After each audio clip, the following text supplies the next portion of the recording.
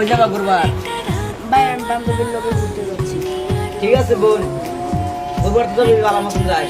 এই এলাকাটা তো ভালো না বুঝছর, মানুষের এনে কিছু লম্পট মানুষ আছে, অগর কাছ থেকে আর তুই বাচ্চা চলে। আমার তো মা বাপ নাই জানোসি, তুই আমার একমাত্র একটা বোন। যদি তোর কিছু হয়ে যা, কিন্তু আমি কারো লেবাস পাব, বালা মুখে বলিস।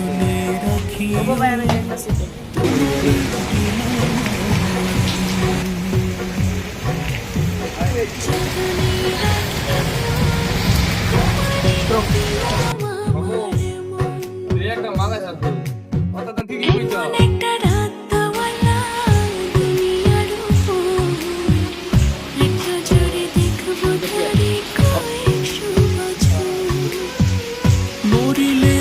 তোমরা আমার থেকে রটতেছো। আমার ভালো লাগছে, তাই তোমার কথা আটকাইছি। কি বলে ভাই?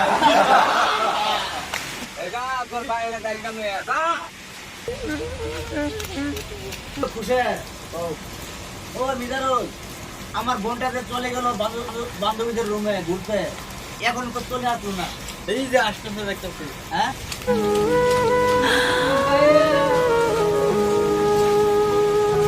তোর কি হয়েছে? একটা জন আমারে লুটপাট করছে। কারা? চিনি না, এরা রাস্তা বয়ে আইছিল, আমি যাইতেছি আমার বন্ধু দিলে, আমার বন্ধু গেছে, আমি ওগুলো আটকাছি এমনি ঠিকই আমাকে চিনি। ঠিক আছে, কাঁদিস না, আমি এখনই যাবো। ওদেরকে আমি জিজ্ঞাসা করবো কিছু জন্য তো তোর সাথে এরকম করলো, আমি জিজ্ঞাসা করবো। কাঁদিস না। চল রূপা, তারা তোর সাথে এরকম করছে, আমাকে দেখা দিবি, চল।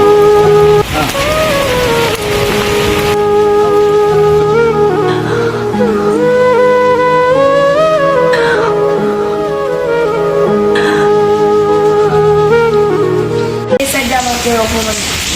ঠিক আছে। এই, কারা তুমি আমার বোনকে অপমান করছো?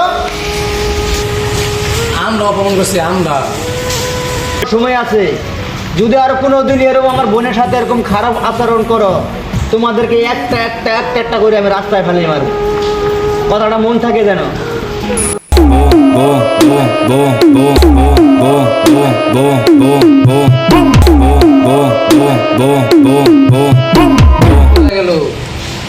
আরে বলছে মায়া কি শহর থেকে পলাই গেছে নাকি? মায়া তো শহরে আছে, মায়ের ধর্ম খাও কথা। মা বোন, আমি অল্প গাড়ি যাচ্ছি, তুই অল্প তো আর খেয়াল রাখিস, কিন্তু এই শহরে যে কুত্তাগুলা তো মতার মত ভালো লাগতেছে না। ওই তোরা চল, ওই সুন্দরী সারা শরীরের অঙ্গ অঙ্গ যতনে রাখিও তোমারি গেলাম আমার। এই যা সুন্দরী রে বাইক চলো।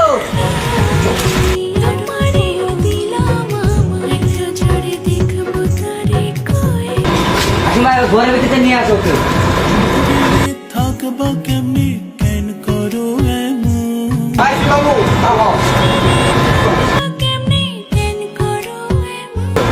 বস, এই